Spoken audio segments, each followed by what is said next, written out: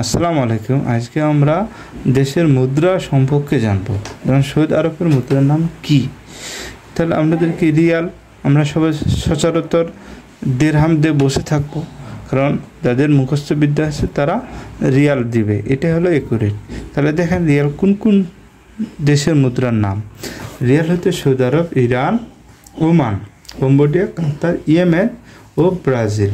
তাহলে রিয়াল হচ্ছে সৌদি আরব, Iran, Oman, Cambodia, কাতার, Yemen ও Brazil.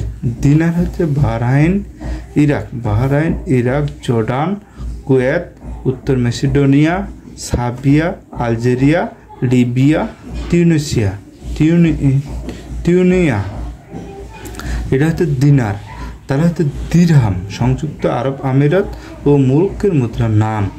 দিরহাম হচ্ছে সংযুক্ত আরব আমিরাত ও মুলুকের মুদ্রার নাম।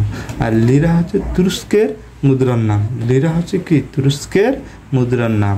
তাহলে কি আমাদের সৌদি আরবের মুদ্রার নাম হচ্ছে কি? রিয়াল। এটাই ছিল এখনকার সমাধান। ধন্যবাদ আপনাদের।